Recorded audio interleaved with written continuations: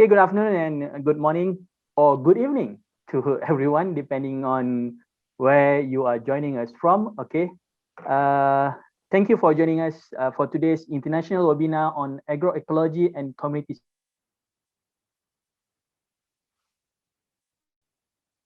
Title for this webinar will be agroecology, a life in common with nature. Okay, so my name is Muhamad Shakirin Mispan. So the moderator for today's webinar. Okay, before we start our webinar, I would like to cover a few housekeeping topic setting. Okay, today's webinar is also going live on YouTube and also Facebook, and you can watch our live streaming on our official Facebook, our official Srimas Facebook and YouTube channel. For those who can't join our Zoom session right now, feel free to check out our Facebook and YouTube. So we also invite your comments and questions. So please look at the Q&A chat box on your screen.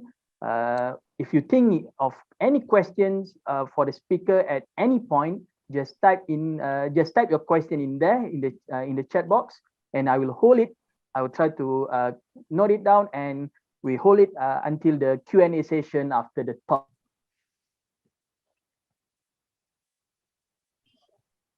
Your mic during this webinar session. Okay, before I pass the session to our speaker, I would like to introduce our speaker today. Our speaker today is Demi Jonas. She is an agroecologist in principle and in practice. Farming heritage breed large black pigs, cattle, and garlic with her husband Stuart, and the unceded lands of the Dijaja Wurrung people in the Central Highlands of Victoria.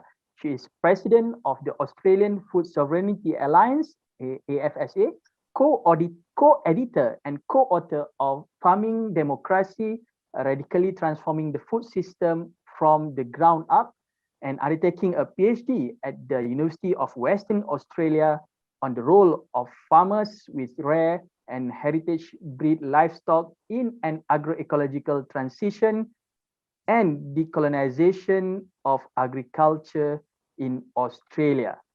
So, ladies and gentlemen,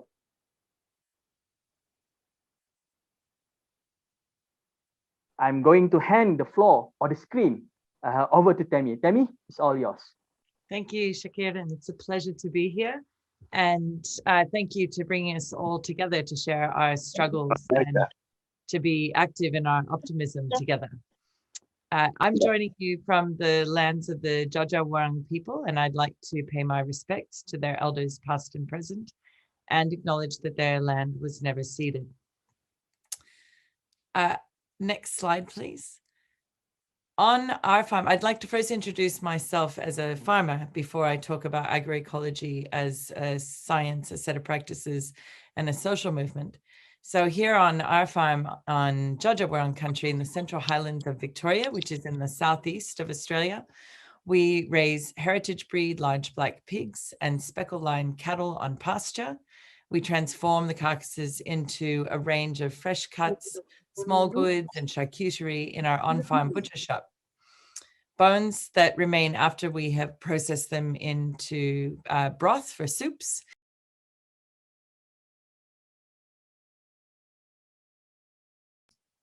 Is that better? I was muted. Pyrolized into Biochar using the retort that you see in the bottom right of that photo.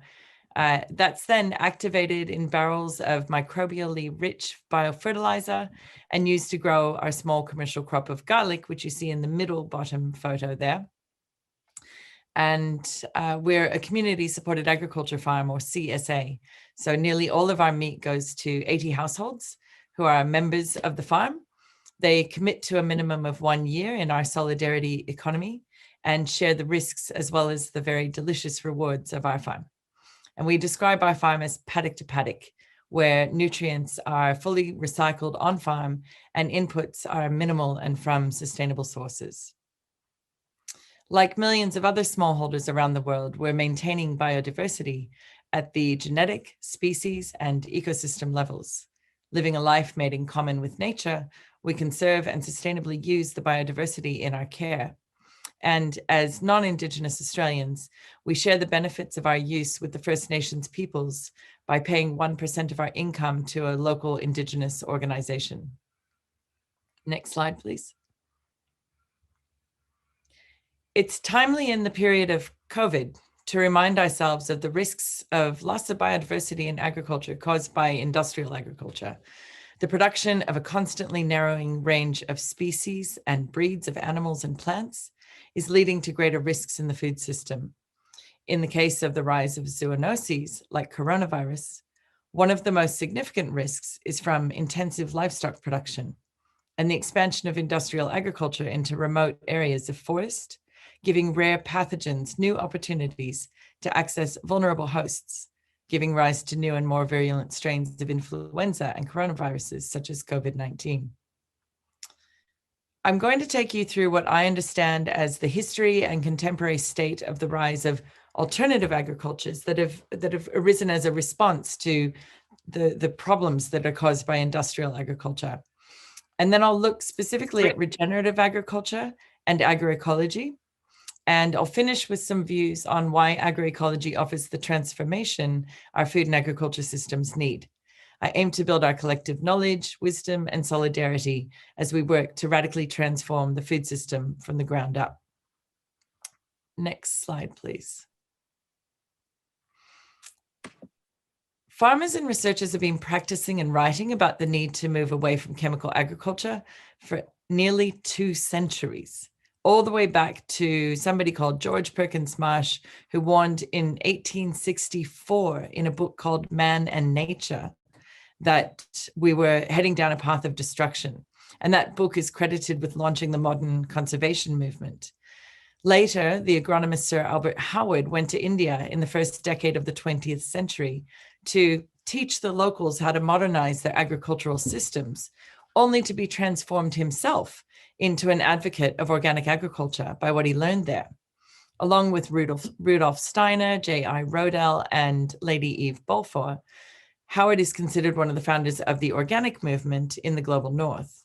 All promoted the use of composts instead of chemical fertilizer, and they focused on the critical role of humus and mycorrhizal fungi in healthy agroecosystems. We're in need of a historical corrective here that's as much about today as yesterday. The influence of Indian peasants on the rise of organics in the north is rarely acknowledged. The Green Revolution in India all but decimated small-scale farmers' traditional sustainable practices, though the recent farmer protests certainly demonstrate the collective will there to reclaim the right to life and livelihood. And while the organics movement has clearly had a net ecological benefit due to reduced use of agricultural and veterinary chemicals, amongst other more sustainable land management practices, what started as a movement has become an industry in its own right. Industrial organics are full of vast monocultures controlled by a decreasing number of corporations.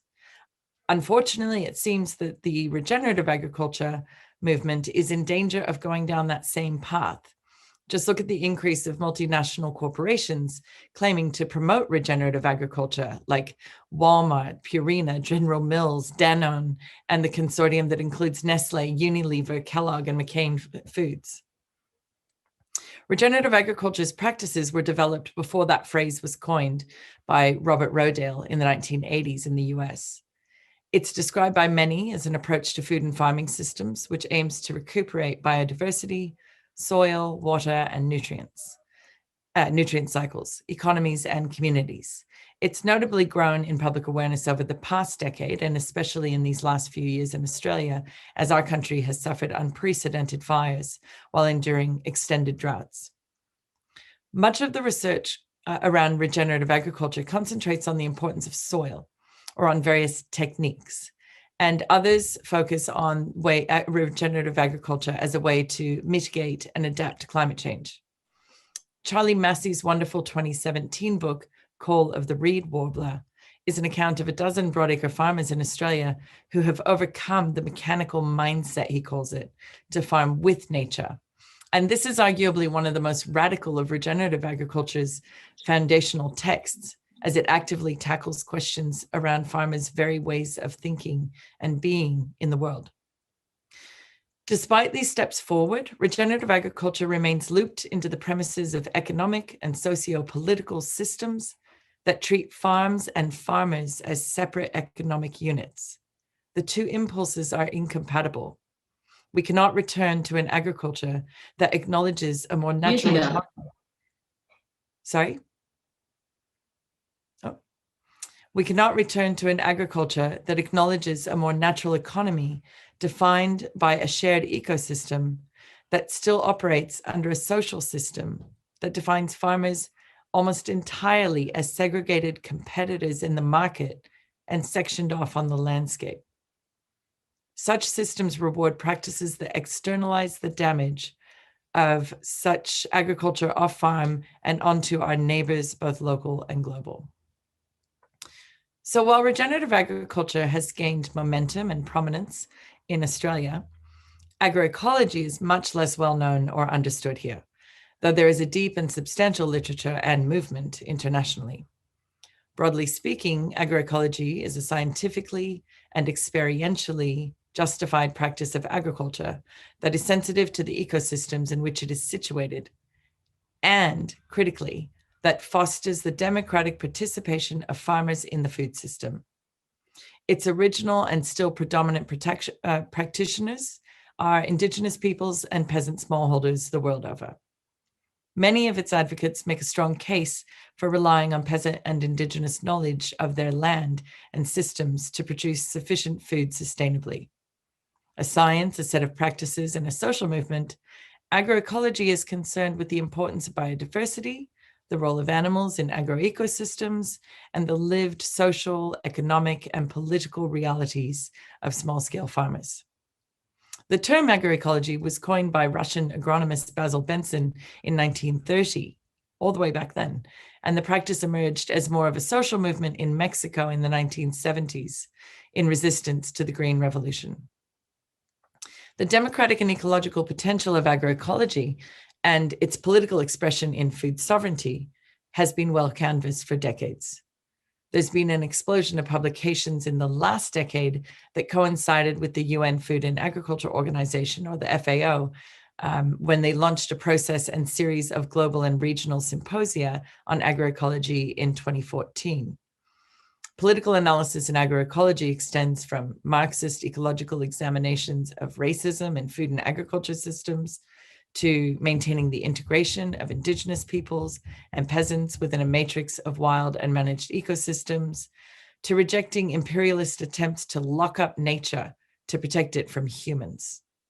The concept of nature's matrix, in which biodiversity, conservation, food production, and food sovereignty are all interconnected goals, represents a stark contrast to land-sparing arguments that posit humans as separate from and antithetical to the health of functional ecosystems.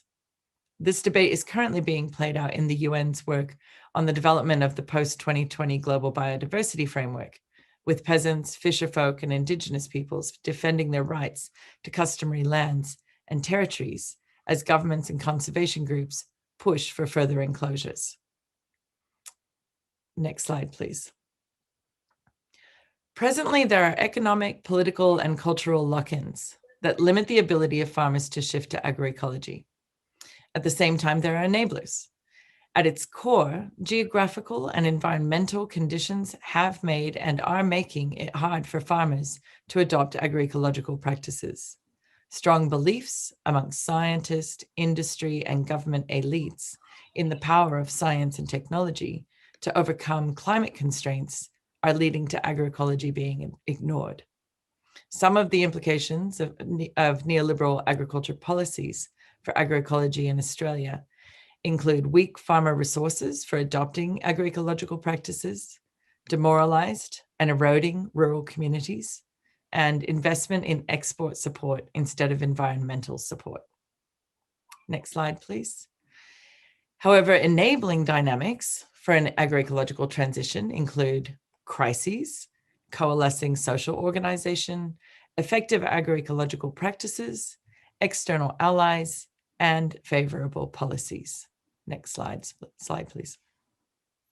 All of the above enablers are actually right now coalescing under a global pandemic, strengthening global and national food sovereignty movements, the emergence of agroecology schools, such as those run by La Via Campesina, SRIMAS, and AFSA, and increasingly supportive state governments offering targeted support for small-scale farmers. That last point is very specific to my experience in Australia. We do have an increasingly supportive state government system here, but our federal government remains entirely export-focused. Food sovereignty embodies the collective politicization of agroecology. It asserts everyone's right to nutritious and culturally appropriate food, produced and distributed in ethical and ecologically sound ways, and our right to democratically determine our own food and agriculture systems. With its roots established in the mid-90s in the fertile soils of La Via Campesina, the Global Alliance of Peasants, food sovereignty was launched into public political discourse at the World Food Summit in Rome in 1996. Food sovereignty emerged as the antithesis of the corporate food regime and its unrealized claims for food security via the free trade rules of the World Trade Organization. Next slide, please.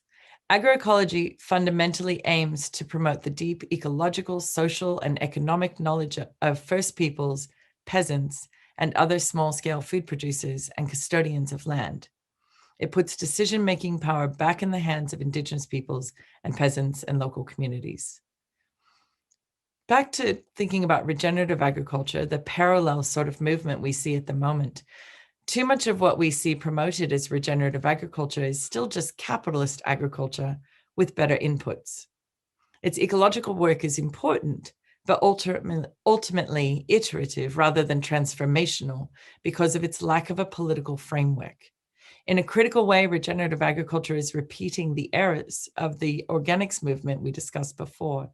Organics were commodified and consolidated because the sector lacked a collective vision to unshackle itself from capitalist food systems. To my knowledge, regenerative agriculture has not developed a theory of change for an economic or social transformation, and is growing a new generation of experts and gurus who profit from teaching the how rather than the what or why. This is a critical juncture for regenerative agriculture. Can it shift to teaching the what as well as the how? Who will its teachers be? Will they accept the challenge to think and advocate beyond farm boundaries to the broader social and political economies and ecologies in which farmers care for country? Agroecology, on the other hand, has a well-developed theory of change. Next slide, please. It works to support horizontal knowledge sharing by empowering farmers and their communities to learn from and with each other and the land and all on it, rather than relying on external experts for inputs of knowledge or other resources. The Australian Food Sovereignty Alliance has recently formed the Agroecology Action Research Network, and we're doing this as a partnership between farmers and academics, where the academics can build research projects based on the farmers' needs, not the academics' needs. And we believe that agricultural action research can inform our understanding of the agroecological innovations that are happening on farms already, and inspire new ideas of what is possible on farms and off.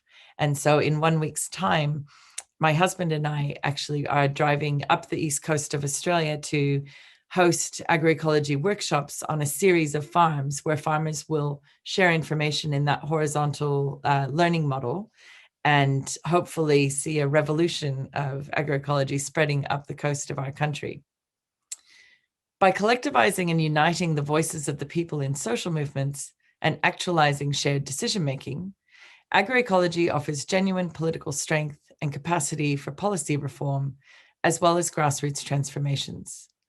A major strength of agroecology is that it is immune to being captured as a brand due to its grassroots, democratic principles and practices. Nobody can own or certify agroecology because it asserts everybody's right to practice it without reliance on or creation of externalities. Next slide, please. So the Australian Food Sovereignty Alliance, along with many of our comrades around the world, such as Srimas, are collectivizing, we're organizing, and we're acting. And the way we specifically are doing that here is promoting the sovereignty of First Peoples first. We promote fair and sustainable land and resource use. We're growing community-supported agriculture and other solidarity economies. We encourage biodiversity in wild and managed ecosystems.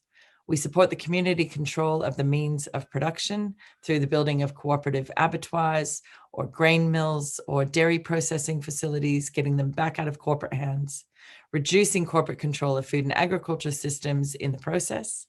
And also we have to fight corrupt water management in a country like Australia.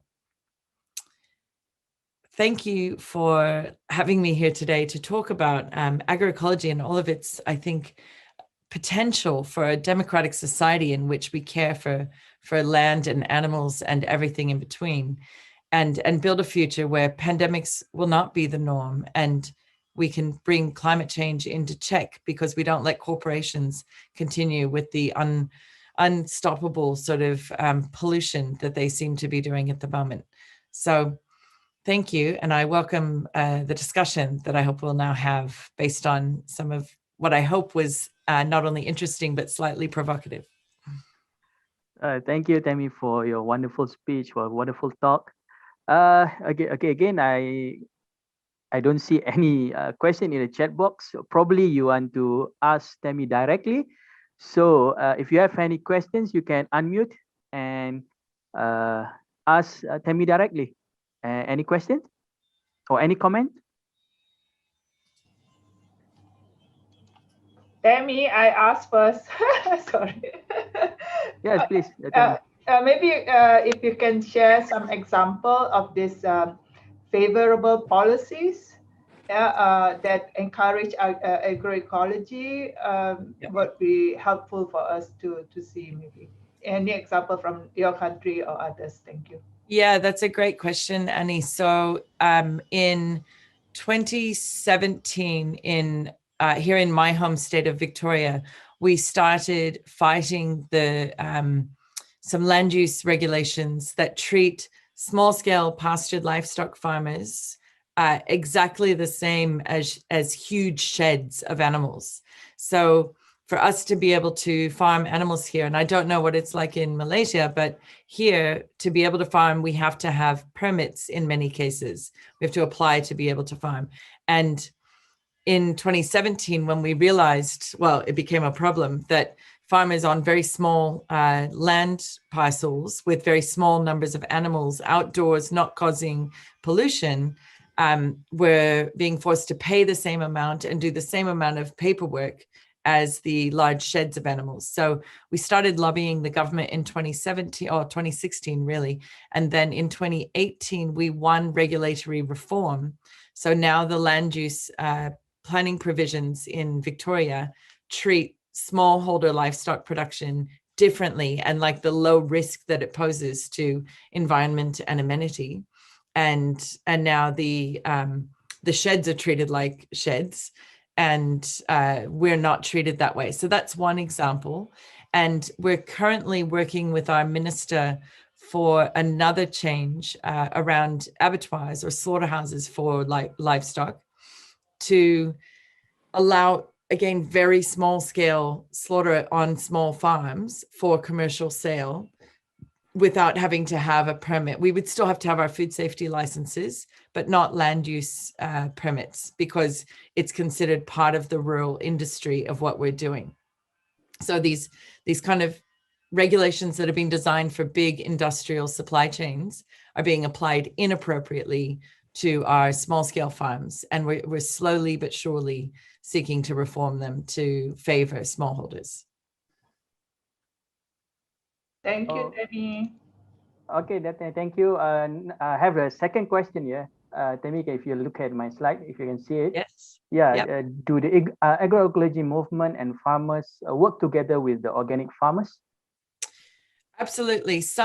We find that in our movement, some of our farmers still choose to be certified organic, but most increasingly are choosing not to be certified organic because those certification standards can be given to the big industrial organics as well. And the smallholders don't want to be put in the same boat, if you like. So there's a bit of a movement away from certification and towards more transparency and having people have access to our farms rather than third-party auditors certifying them. But I would say also in our movement, most of our agroecological farmers are, if not certified organic, they are using organic methods. They're not spraying, they're not using synthetic fertilizers, they're using agroecological methods and have a lot of relationships with the notion of organic. I just realized I should turn a light on. It's getting darker here. Just 1 second. Yeah, okay, no problem, Tammi. So we'll wait for Tammi just a while. Sorry, I No should have problem. turned it on before. Okay, next question. Sorry, I need to reshare again. I can see them in the chat too. Oh, you can see in the chat. Okay, can. great. Okay, Yeah. now, okay. No problem. Okay. Can you comment on youth participation in agriculture in Australia and how AFSA promotes it?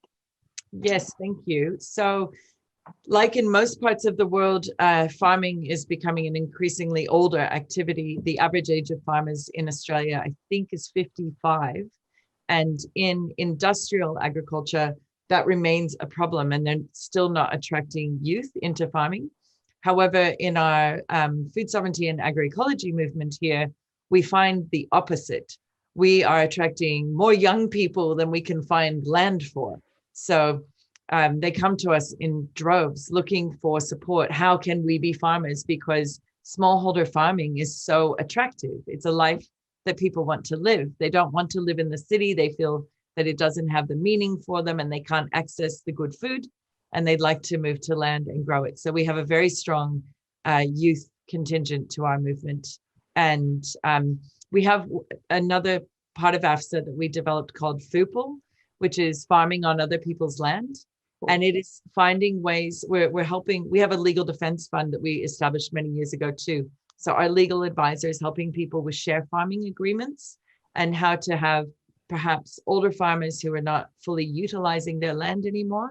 How can they have an arrangement with young farmers who would like to farm on that land? So we're doing what we can to support more young farmers, absolutely. Okay, great. So another question here, can you share some examples on how we can implement agroecology? Yeah, I mean, I think there are so many methods for how to implement agroecology. It depends on obviously your climate and your soils, the diet of the people around you. But I think the key principles that we talk about in agroecology, of course, are like diversity. So when we came, we first just had pigs on our paddocks, and although we were raising them well, we thought, well, this isn't very agroecological, is it, if we just raise one kind of animal on one kind of grass? And so we have continued to increase the diversity of the number of animals and the way they move through the landscape. And we have also changed some of the grasses and forage that grow in the soil so that we have different root systems in our garlic beds, as well as our own vegetable beds here, like for our household. We don't do any tilling of soil. It's always just layering more soil instead of digging, so that the microbial life remains and fungi life remains really healthy. Those are some. I would recommend having a look at, my copy is not in here, but the wonderful book by Peter Russet and Miguel Altieri, which is called Agroecology, Science, Practice and Politics. And Peter spoke only a few months ago here, but the PDF of that book is available online. You don't have to buy it as a hard copy.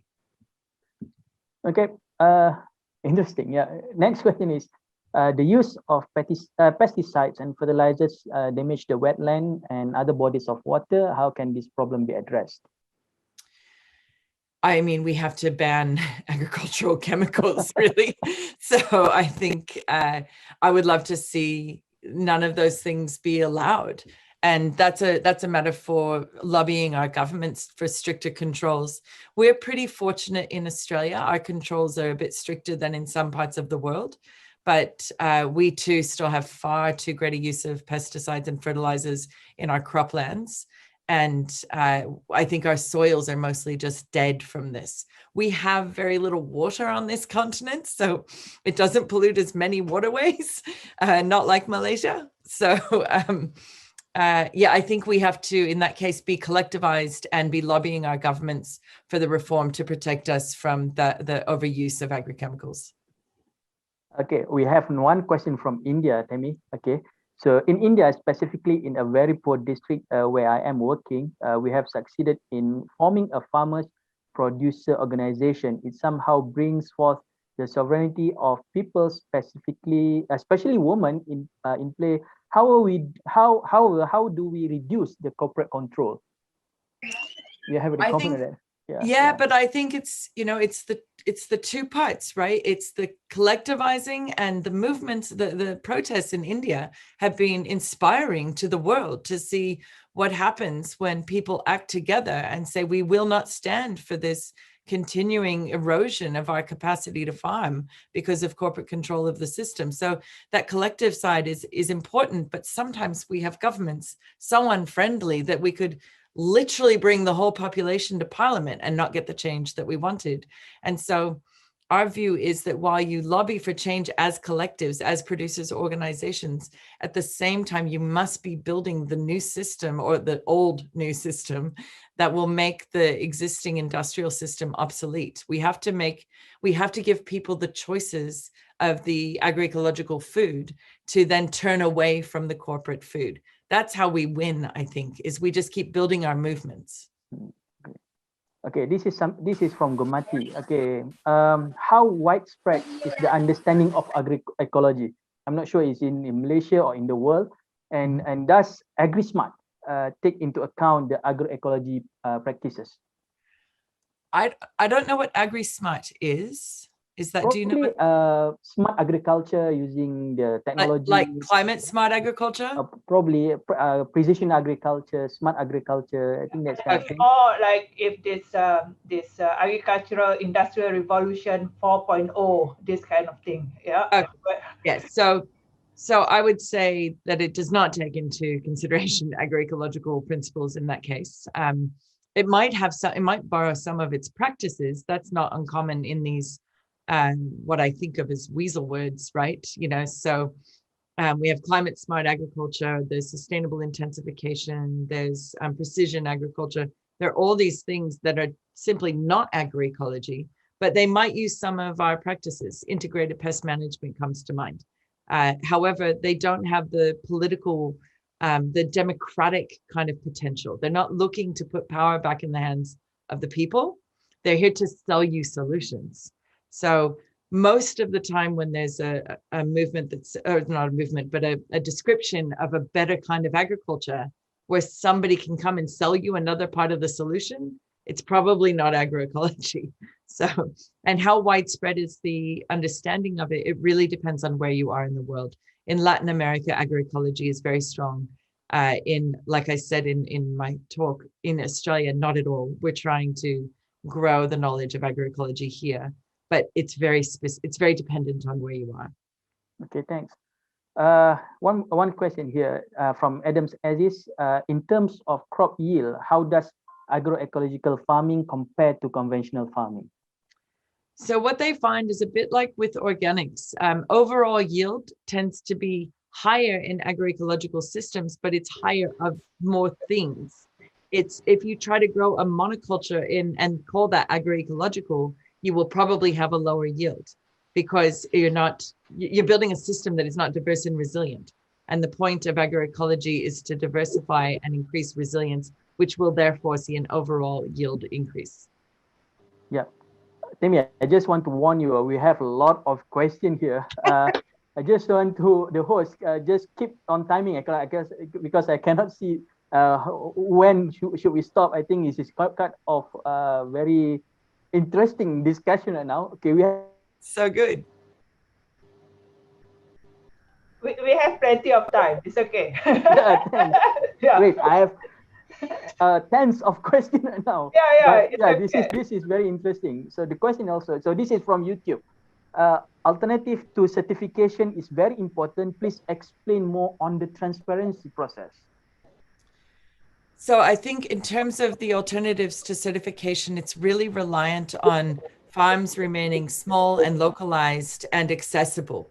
So you can't say that it's totally transparent if the farms are still very, very far from the people who eat the food. It's difficult to be as transparent in that case. So it's in a country like Australia, this is actually harder. Our country is so large, and most of the farms are also very large. And so even if they were doing really good practices, which many are, we have a thriving regenerative agriculture movement that is really caring for their land so much better and not using chemicals, but they're far away and they sell into commodity markets. And in those cases, I suppose there is still a place for certification, because really certification is to protect us from things we cannot see.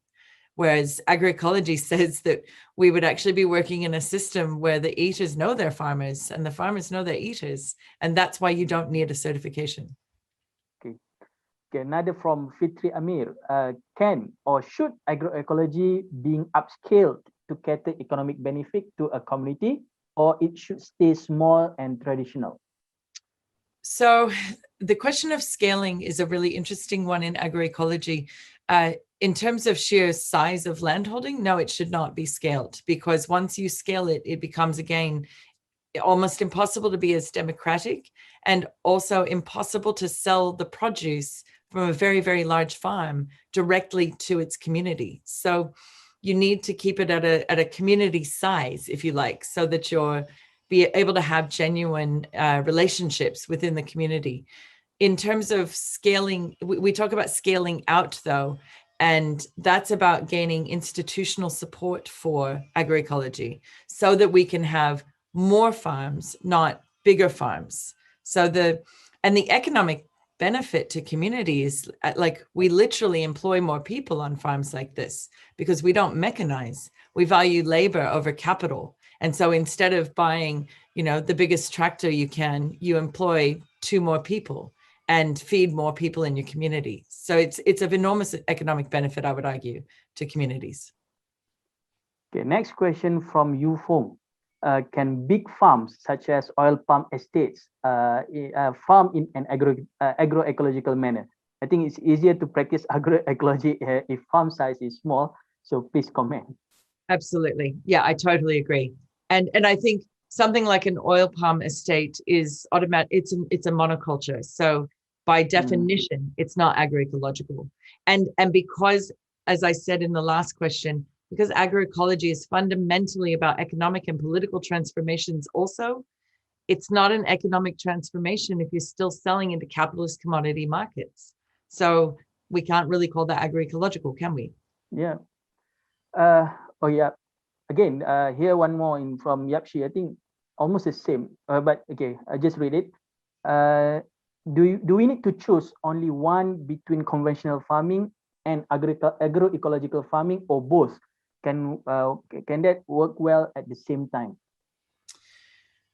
I don't think conventional farming is working well. So it's sort of a moot point in a way, isn't it? But I think the probably also important thing there is I feel like we need to rescue the conventional farmers from their lot. Like, how would you like to be somebody who didn't set out to destroy ecosystems, but now the very nature of how you were taught to farm, that's what you're doing.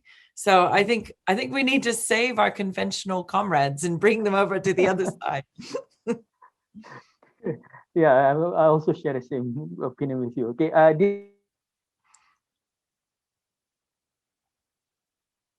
very insightful presentation. Definitely a time for change of system to allow this to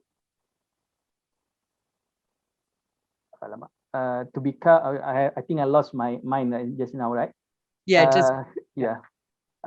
So the question is there a way to control the farming systems of choice, since this will be a platform of its own? Planting system do determine the costing and quality of the produce. That was a long question. Let me just finish rereading it. Yeah. Support lower cost and trades of bypass. I think they just want to ask. He just want to ask about the what kind of, do we have a choice in the farming system? I think because we are talking about the sales. I think one of the I think look at from production costs. production cost. Yep. Would that affect at the end of the day the produce? How much it will cost? What we produce from here. Yeah, so actually in a conversation with Peter Rossett just recently, we talked about that if you are trying to do agroecology over the top of a kind of conventional system, so it's monoculture, but you're trying to be more sensitive to ecosystems, but you're buying in your better inputs, like I talked about, then it will not be more economical for you. But if you are farming in a genuinely agroecological way, where you are producing those inputs on the farm with nutrient cycling and not buying in more and not selling into commodity markets, selling directly to your community, then I think the economic benefits are much greater in agroecological farming than they are in industrial farming. This is one great question, I think, from Laura. Can agroecology practices lead to introduction of alien species that may harm or affect the crops? Look, in theory, sure, that can happen in any system. But I think what we've seen, the research is very clear that the more diverse, more biodiverse the system is, especially like genetic species and ecosystem level, not just at one level, the more diverse it is. If an alien species comes in, it is less likely to become a virulent problem.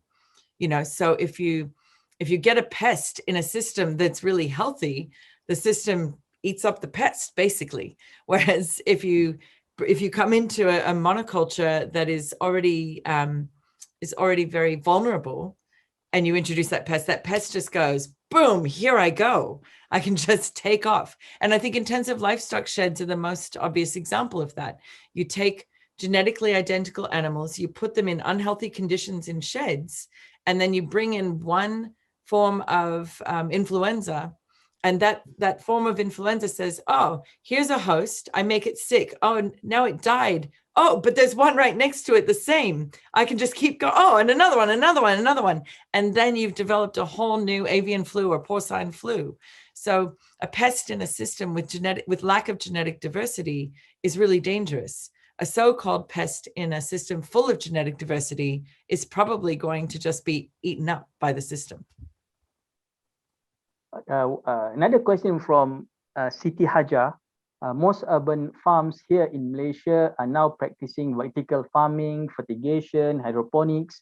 What do you think about the safety of the produce as well as the disposal wastewater? I think there are a lot of problems with the vertical farming and hydroponics. And it's not just about the safety of water. It's about the overuse of energy. It's about not growing things in soil. It's about not fostering healthy soils.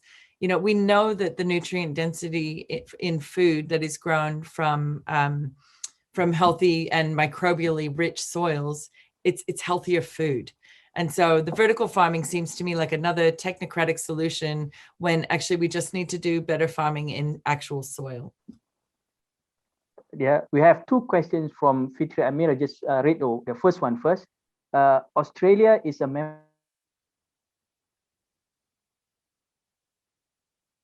registered seed. Farmers can be sued for saving, sharing, and selling seed owned by the company. Do you have any issues in Australia on this? Yeah, we do. So, yeah, we think we are not fans of UPOV. And it means that almost all of the seed available in Australia to our small market gardeners is actually grown by American companies in biosecure places here in Australia. It's American owned, American sold. And those farmers are not allowed to then save that seed and sow it again the next season. They have to keep buying it. And so access to locally adapted seed here is really, really hard to find. And we have a few, very few, but a few little farmers around Australia who are starting to breed for seed for the small scale market gardening world, for them to grow things that are locally adapted. But it's difficult because of the rights and registrations around seed. Now,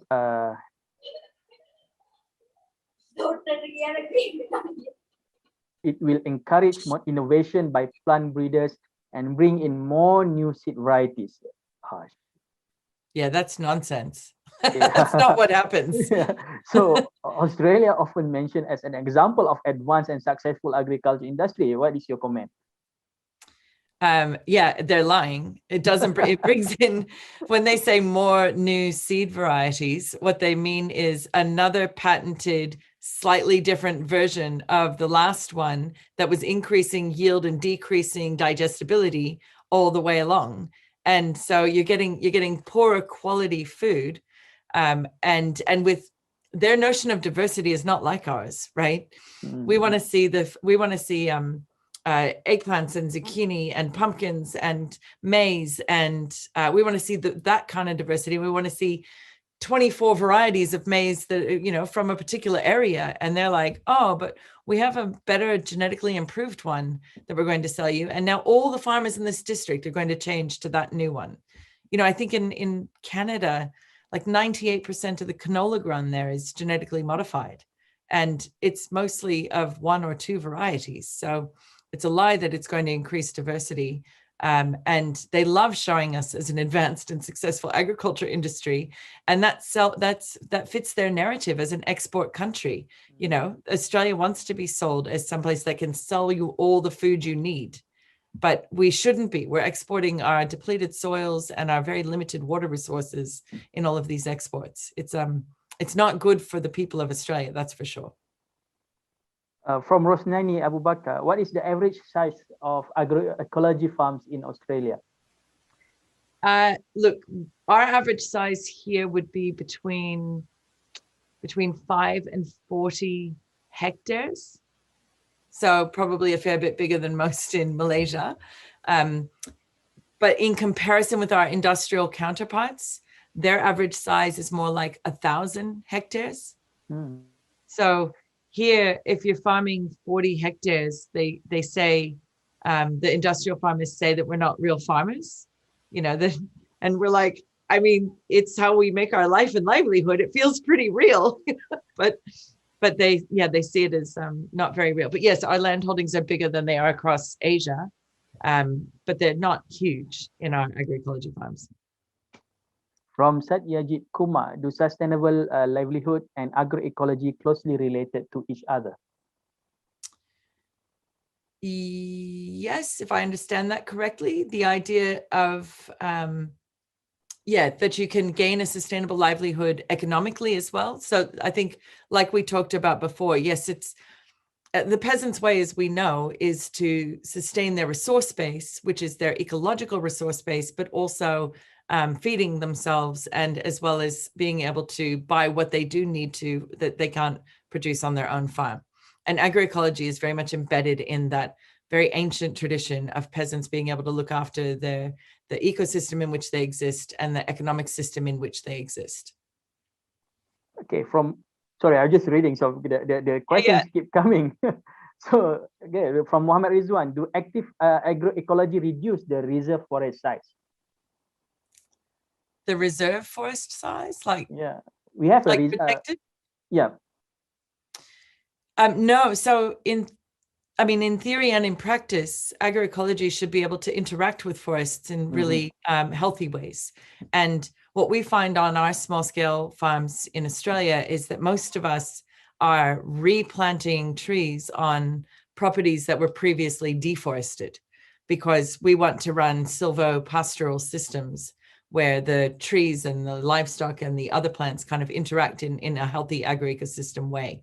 So no, unlike monocultures that need to take over from forests to plant their own things, that's not what agroecology should look like. Can aquaculture be considered agroecology? I'm not going to pretend to be an expert on aquaculture. I think that there are healthy aquaculture systems within agroecological systems, but if it's just about the aquaculture without any kind of concern for its surrounding ecosystem, I would say not so much. But if it's if aquaculture could be considered something like the duck rice fish farms, then sure, absolutely, that's a really balanced ecosystem. I think one of it is aquaponic, right? One of the things that they try to embed aquaculture and agroecology.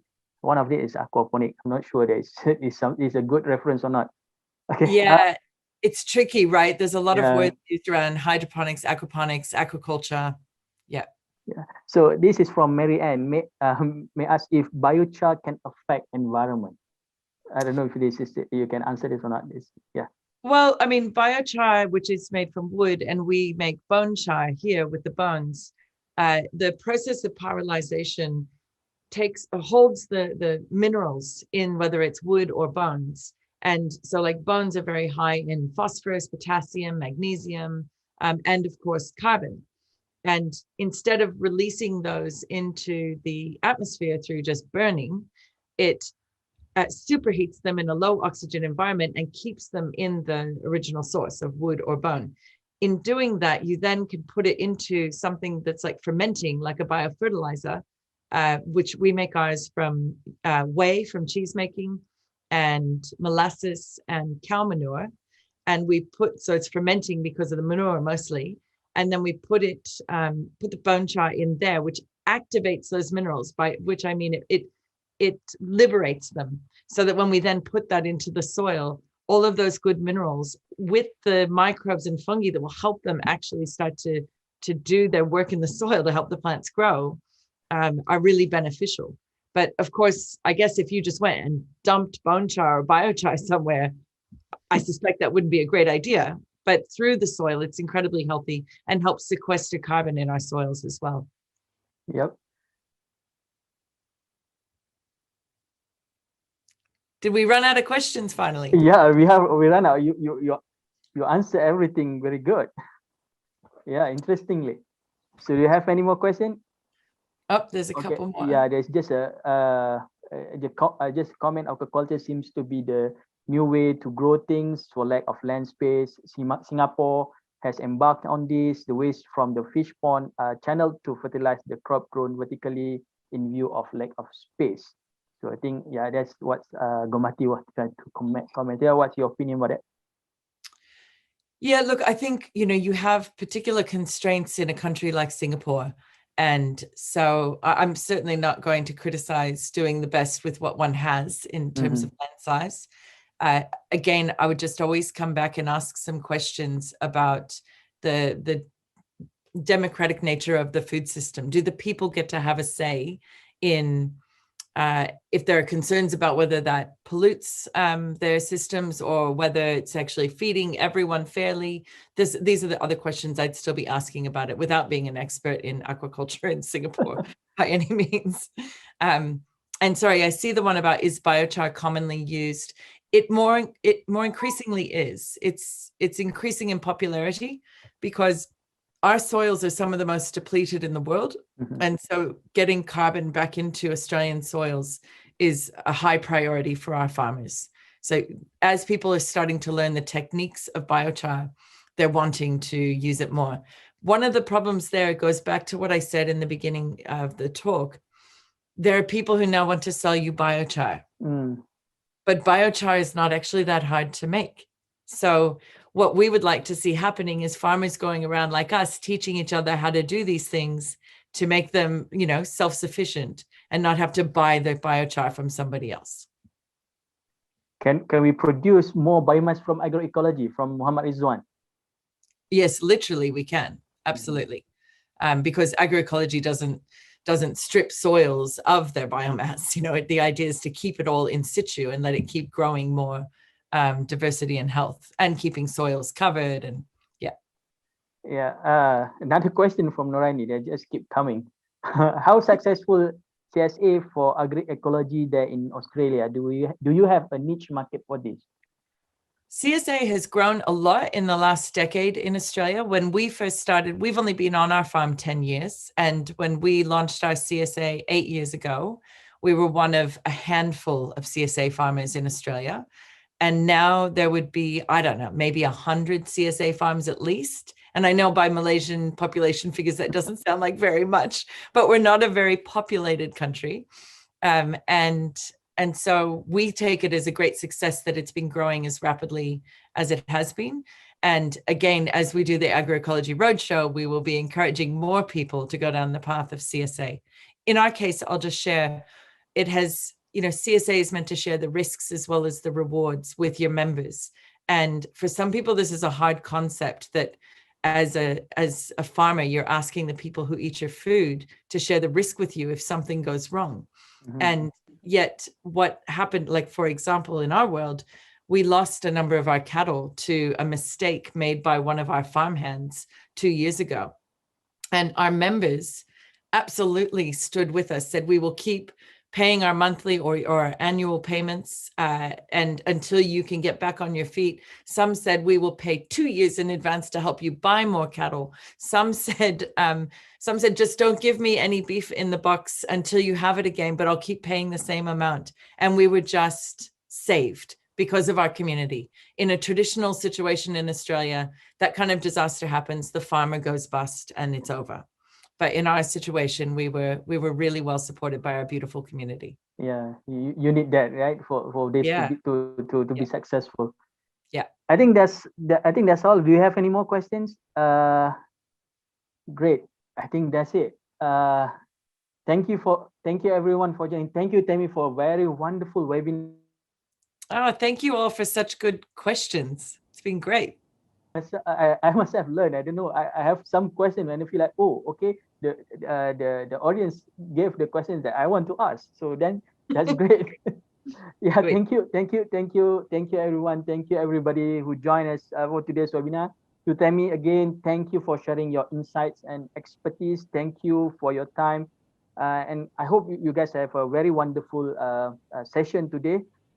Just want to share my first love with agroecology. When my first love with agroecology is when I read my kids' book, my daughter book, about one topic. Talked about Segranona. This is a grandma who feed the whole village with her vegetables.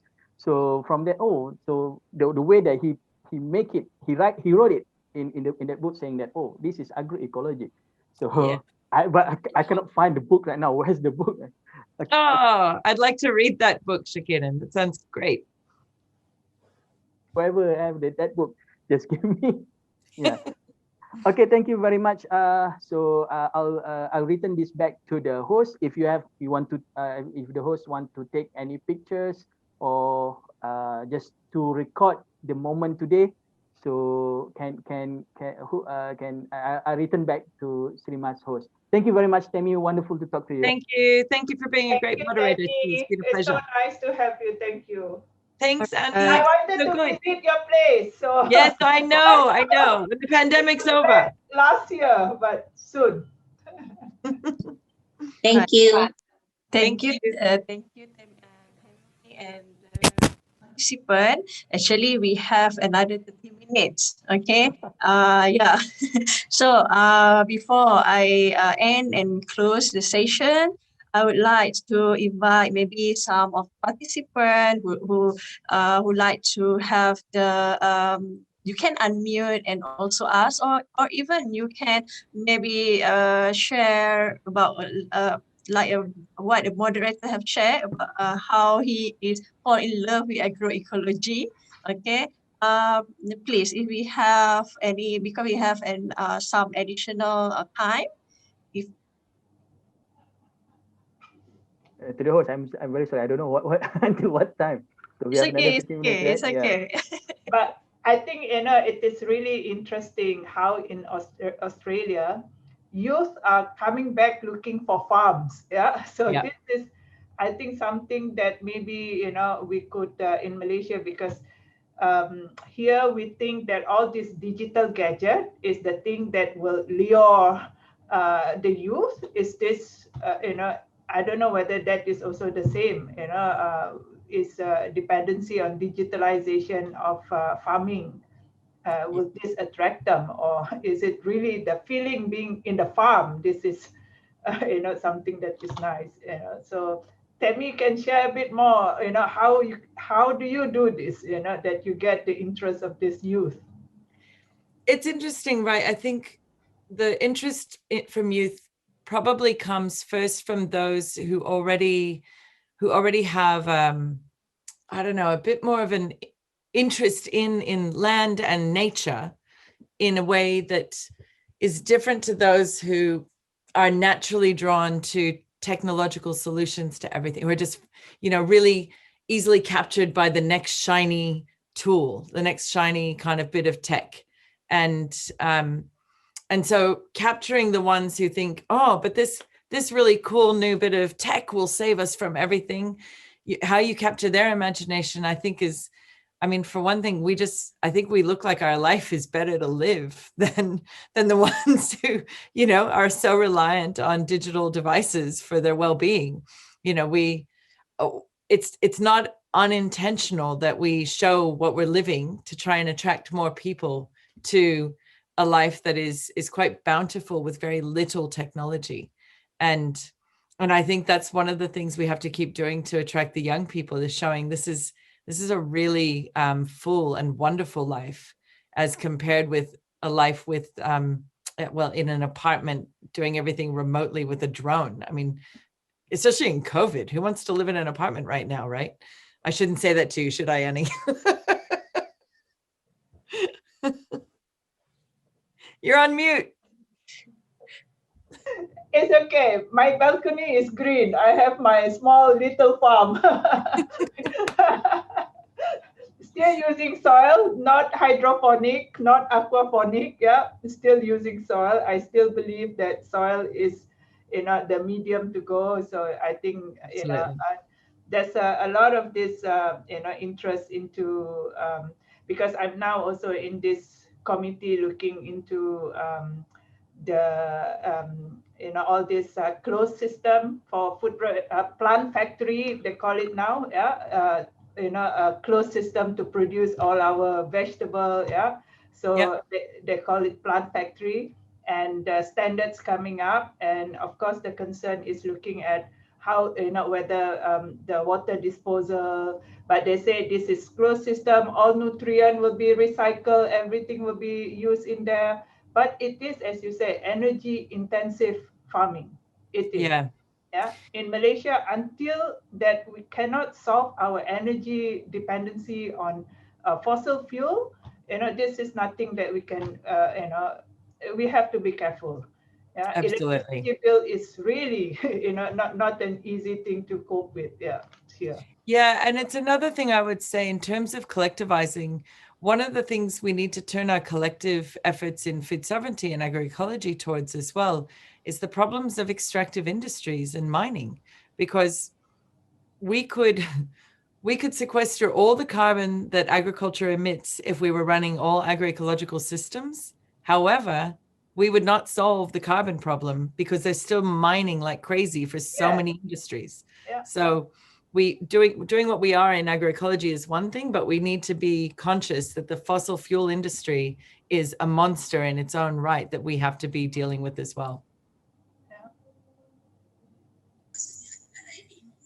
Dr. Narela, want to say something? Can I say something? Anizan. Okay, Dr. Anizan. Yes. Okay. Can I say something? Yeah. I would like to say that while we are cognizant of the big picture of agroecology, I'm at the moment more into, and I would like to share more into macro management at the level of bringing knowledge and practice to the community level in Malaysia, specifically with women and the village heads that they come under.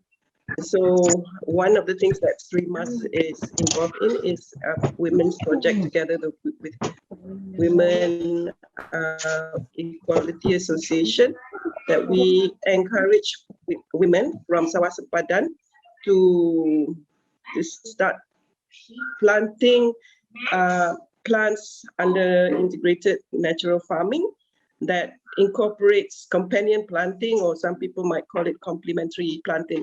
So what we do is we introduce 3 plants, tomatoes, chilies, and long beans in a complementary fashion.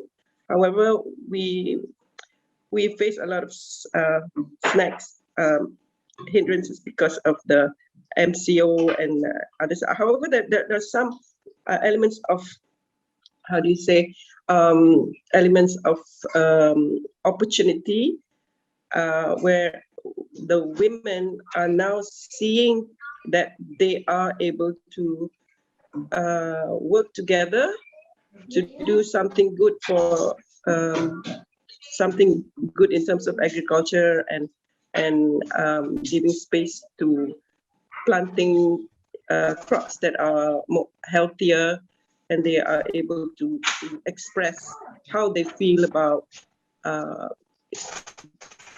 this pesticides and how foods are toxic for their children and all, which was not even possible before. So what I'm saying is this is addressing awareness on agroecology, but at a very basic level, and that's basically what I feel is we are in Malaysia, that most people are not even past that stage of just relating to planting something in a healthy way, so we face a lot of challenges because of the MCO, but we try to use social media, and we're trying to familiarize the women participants with using social media to interact with us. And it's still an uphill battle, but we are not faced by it. We are making some plans perhaps to go on to organize these women to plant chili together with long beans, and then get them to sell on the market. And this would involve women in Sawah Sepadan as well as Wakaf Aid Kelantan. So just to share that, again, to my point that I think there's a lot of micromanagement that needs to be done on the ground by NGOs such as ours, and not just to address the bigger picture scenario. Thank you. Yeah, I think this is how when we come to agroecology, we see the human and social values, putting in place that more participation of the community at the community level, enhancing social participation. I think this is a very crucial element, and the food culture in Malaysia as well, to look at how food is utilized.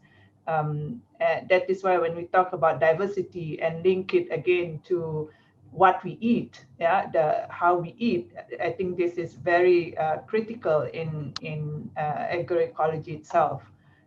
So good to see women more empowered. I think this is one. And earlier, I think in the beginning of your talk, Demi, you mentioned about the indigenous people, how they have really moved forward, move agroecology from the beginning, but somehow they are forgotten or neglected. I think it's really even here we look at our tradition closely when it comes to farming. I think we should look at this in that way as well. And I also agree that the work to be done to spread the agroecological transition, sometimes it is kind of the very basic practices on the ground with groups of people. Sometimes it's the big political work. But even when we're working across those scales, we should be empowering the people who we're helping learn the practices, that also this is a social movement and they are part of it, and help them collectivize locally, if not connecting necessarily to the national groups even, but just the power that happens when people come together to speak as a whole rather than speaking independently. And that work can be done from some of the farmers that we'll visit on our trip north, who are not part of any collectives either, and who are just learning some practices. But you can help them share the practices with other farmers and say, and now how are you two going to work together? Because you have a problem in local government. So why don't you form a little organization here? So constantly empowering, both with practices and politics, I think. And I see a question here. Crop rotation for rice. Yeah, crop Can I rotation. say something? Anthony here, can I say something? Of course, Anthony. Go ahead, Anthony. Hi, Anthony. Okay. Yes. Okay, I'm in Langkawi. Yeah. Okay. Yeah. In regards to agroecology, one of the area is trying to keep all your water within your site and to get it treated naturally. I specialize in constructed wetland. I've been doing this for 30 years now. I got it approved by the Environment Quality Council and signed up with Director General that can be used, yeah, officially. So does many farms or many agroecology farmer in Australia use constructed wetland because you're just using microbes and different plants and the water becomes class 1 drinking standard. All sort of pollution can be treated this way. And in my hotel, we have up to 500 people and we can treat it within 3 to 4 days, growing the fastest growing plants like duckweed, water hyacinth, water cabbage, you know, Yeah. ginger family, pandanus. So I believe this could be shared with many people so that you don't have to use energy. You're just using plant and microbes. So this is something which could be used. And another area that we, since September last year, I have to run my resort myself.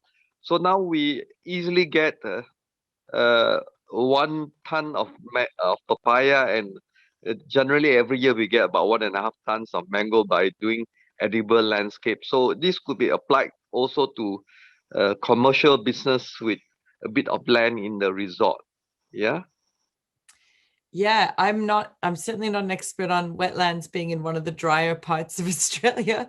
But even here we do have people working on wetlands restoration. They tend to be dry in summer, and wet in winter down where I live. But there are people doing a lot of work to change our current system of lots of agricultural dams, which are not very healthy places. You know, or we call them dams. I don't know if you call them ponds or, but places where we hold water for our stock usually. And they're not very healthy systems, and there's quite a movement to see more biodiversity around the shores of those, and to filter that water and make it cleaner and healthier for the livestock, and just to hold water for a longer period over the dry season. So I think there's an increasing interest, but I would not say water is our specialty because we know so little of it. It's not much water here. Okay.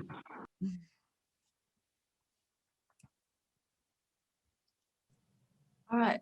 They have I think the question in the chat box from the Rosnani.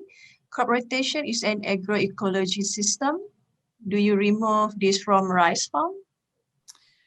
I don't know enough about rice farms. I mean, crop rotation is generally advisable. Somebody else here probably knows much better than I do about rice farms. The best ones I know of are the duck rice fish farms, and I don't think they rotate. I think they grow rice in them every year, but they have duck and fish involved throughout the year. And I don't know. Does anyone else know? All right. So, so before I end, maybe do we have any more comment, sharing or questions? You can unmute. If not, we can close the session because Tammi also have shared a lot with us, which is quite interesting. Dr. Rosnani can share a bit because she's doing biochar and also Dr. Rosnani, want to share something?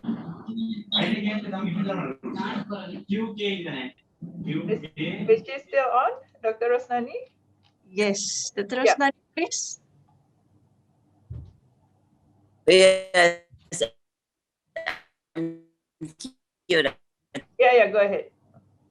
I'm Ecology farms that you are. Can you hear? Yes. Yes, yes. Yeah. Yes. Yeah, because it's raining heavily right now, so there's interruption. Yeah, I'm just as I was saying that I'm the vice president of the Biochar Malaysia Association, and so happy to hear that you're using a lot of biochar in agroecology system farms there. Here we are trying to promote to the community by also trying to teach them how to make their own biochar, because commercial biochar is very expensive, That's right. and so this we think is the way. Yeah, like I'm glad to hear that you say that is the way forward for the farmers to use the biochar to make it themselves, right? Yeah. But then how do you control maybe air pollution if they are not prioritized properly at the farms? Yeah, I mean, these are never-ending questions, right? We're fortunate, I guess, in a way that our farms are more, that they are a bit bigger and more spread out. So the risk of much in the way of air pollution from biochar production in this country would be very low, because we just don't have enough farmers, frankly. But I also think that when we're teaching these techniques, it's important that we teach them well and explain the risks of an inappropriate pyrolization process that would lead to off-gassing of things that are actually dangerous for the air pollution. Yes. Yeah. Right. Thank you. Thanks, Rosani. Thank you, Dr. Rosnani. Okay. Can we have a group photo before we end? Okay. So I think everybody, you can turn on your camera. I will take a photo. I love this. Even on Zoom, you managed to do a group photo. That's so good. All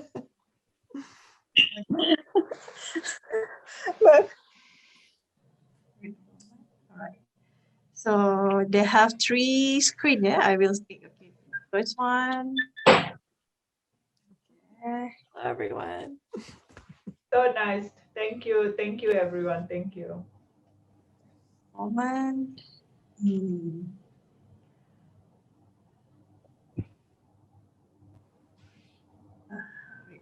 Okay, for the next screen, the second one, 1, 2, 3.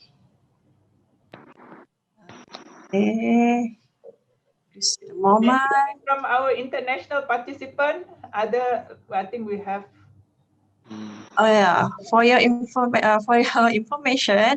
the participant is from various countries. As I can remember, we do have from Turkey, Thailand, Japan, India, Indonesia. Maybe we also have from Australia, from US. When we see on the registration, we do have many participants. And for your information, we also live stream to our YouTube, Srimas Society YouTube. And also we live stream on the our Facebook, Srimas Facebook. So to all the participants or audience today, yeah, you can feel free to follow us in our Facebook and also subscribe in our YouTube. All right. So Would you like to leave your email address, Tammi, in case people would like to ask you a yes. question? Yeah, sure. Absolutely. Put on the chat. Thank you. Yeah. So yeah, if the audience or the other participant, you have any more questions or you want to do a collaboration or maybe the discussion with Tammi, you can email to her. Tammi share the email address in the chat box. Okay. All right. I think I would like to close the session for today. So I would like to thank you to Tammi, our guest speaker. Okay, and also our moderator, Dr. Muhammad Shakirin. Thank you very much because you are volunteer to be our moderator today. And also we have our rapporteur, Dr. Nurul. Okay, Dr. Nurul, who will write the reports on the webinar. And ladies and gentlemen, please also fill the attendance in the, we already gave the link in our chat box. Please fill the attendance and we will send you the e-certificate. Okay, and then we will have for the next month, our next webinar will be on the 27th of August. If I'm not mistaken, we will have the speaker from Tanzania. Okay, so we will also send the information to our participants. Okay, so thank you very much, Demi, for your time today and for the audience. I'll see you again. Thank you all so much. It's been a pleasure. Thank you so much. Thank you. Yeah. Stay safe, everyone. Stay safe, everybody.